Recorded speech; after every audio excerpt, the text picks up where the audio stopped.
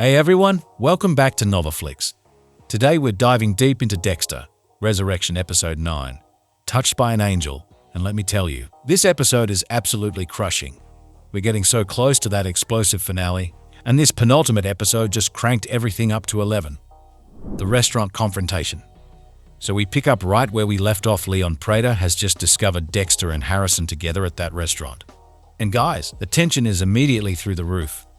Leon walks right up to Harrison and introduces himself, shaking his hand while Dexter is standing there barely able to hide his rage. Harrison, completely oblivious to what's happening, raves to Prater about how big a fan he is. He even starts to say more, including telling him his name, but Dexter quickly jumps in and asks to speak with Leon outside. Meanwhile, out on the sidewalk, we see Charley standing across the street with this sly smile on her face, and there's some unknown person taking photos of the whole thing. There's also a mysterious figure watching from a car, so basically, they're being watched from multiple angles. Now here's the thing, even though Prater doesn't like surprises, especially finding out about Dexter having a son, he still believes that Dexter is Ronald "Red" Schmidt. Prater is still a fan, but he admits that Charley is getting concerned, wondering if Red might be the reason their serial killer club is falling apart. He wants Dexter's trust and suggests they have a private meeting later where Red can tell him his personal history. Dexter agrees, but only if Harrison is left completely alone. Angel gets suspicious. When Harrison goes back inside, he's confused about why his dad is suddenly rushing them out of the hotel restaurant through a back exit where they won't be seen or followed. But here's the kicker, it doesn't work because someone's eyes are watching. Angel Batista has spotted them and appears behind them, starting to follow as they head toward the subway. As they walk, Dexter fills Harrison in about Prater's club and his involvement with them. Although a bit shocked, Harrison doesn't judge his father at all. Then Harrison starts putting the terrifying pieces together. He realizes that when Dexter got too close to the Trinity killer, it got his mother killed. Now Prater could potentially kill him too. Dexter promises him that won't happen and they'll be okay. They get on the subway, and they separate. Dexter darts out right as the doors are closing just in case he's being followed. Although he doesn't see Angel, it's actually a genius move because the former homicide detective gets stuck on the train and can't track his target anymore. Later, going through his photos, Angel sees Prater, but unlike Harrison, he has no idea who this guy is. And honestly, if Angel's smart, he won't try to figure it out. Charley's deadly game. Meanwhile, at work, Harrison gets asked if he wants to make some extra money working an event at Leon Prater's mansion. Of course, that's a hard pass. But then as he's walking away, his supervisor approaches him about a room service request. You might think it's his girlfriend surprising him, but nope, it's Charley. Harrison calls Dexter about it later, and this is where things get really scary. The shaken son tells his now angry father that Charley asked why Harrison's last name isn't Schmidt. She knows he's Harrison Morgan. She's just one step away from figuring out that his dad is Dexter Morgan.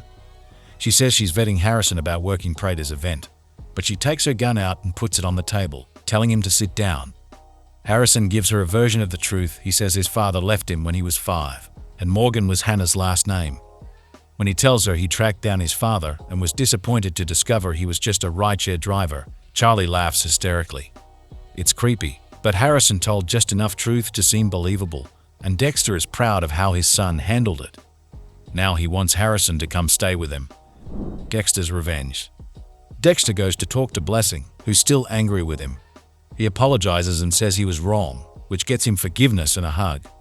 Needing a favor, he says that Harrison is in some trouble and asks Blessing to pick him up from work. Using hotel records, Dexter tracks down Charley's empty house and discovers that she took Harrison's fingerprints. Here's where it gets really interesting for once. Dexter is the calm one while Harry, his internal voice, is upset that she's messing with his son.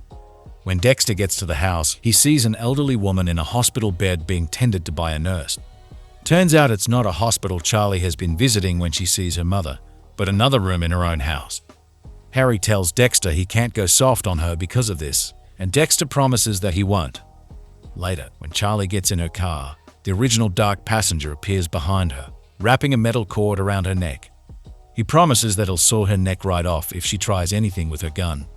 As she drives, Dexter tells Charley that he visited her mom today and saw photos that showed Charley was a Silver Star winner in Delta Force. He's curious about how she went from being a hero to a criminal. Here's her backstory. She met Prater while working for a private security detail. When he found out about Charley's sick mother, he paid to take care of her. But that came with a cost. She hates Prater's sick serial killer club, but she's more scared that Dexter killed her mom. Charley says she only threatened Harrison because it was a direct order from the man keeping her mother alive. It was Prater who broke the promise. With a threat to pay Charley's mother another visit if his son is bothered again, Dexter has her pull over and leaves her with her life. Batista gets too close for comfort. Batista meets up with detectives Wallace and Oliver, but he goes from excited to sad when Wallace tells him that she called Quinn back in Miami. Batista tells them that he retired to focus on catching Dexter, but they're more concerned about Batista's possible mental state after the murders of James Dokes, the assumed Bay Harbor butcher, and his ex-wife, Maria Legata. Angel is frustrated because Dexter is a master manipulator, but they give him a cease and desist order: go home or he'll be arrested. He leaves a defeated man, but on his way out, he sees a picture of Prater on a poster for the police gala. Now he knows the identity of the mysterious man he photographed meeting with Dexter. The explosive finale setup. Back at Prater's mansion, Charley has told him everything about her encounter with Red. He's fascinated by the slash wound he left on her neck and is absolutely thrilled about Dexter's dark passenger persona.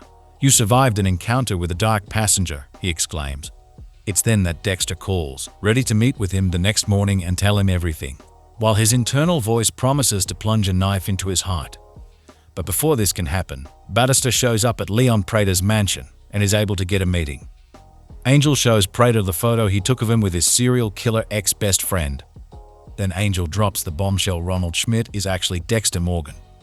When Dexter arrives feeling confident, Leon says his real name and Charley puts a gun to the back of his head. Prater takes Dexter into his private vault and to a table where Angel Batista is tied up. And here's Prater's twisted plan. He isn't mad. He wants to see the Bay Harbor butcher kill in the flesh. In fact, how about inviting more serial killers to another party so Dexter can kill them too? But the price of admission is that Batista has to die. Dexter takes a knife and acts excited about the idea, but as he stands over Angel, instead of killing him, he cuts him free. The heartbreaking end. Batista takes this moment to slam Dexter to the ground, saying, "This is for Dokes and Maria. Your bullshit has to stop." As Dexter is being choked out and losing consciousness, Prater shoots Batista in the back. He and Charley then flee as Angel bleeds out. Dexter admits to his dying friend that he's the Bay Harbor butcher, but says he didn't kill Dokes or Maria. That doesn't help, because now Angel is dying because of him, just like they did. Angel's final words are devastating. "Dexter Morgan, fuck you," before he slips over into death. Instead of being relieved, Dexter screams with everything inside of him. Leon Prater is as good as dead. This episode absolutely destroyed me, guys. The way it's building toward what's clearly going to be an explosive finale is incredible. What did you think of this episode? Let me know in the comments below. And don't forget to like and subscribe for more breakdowns like this.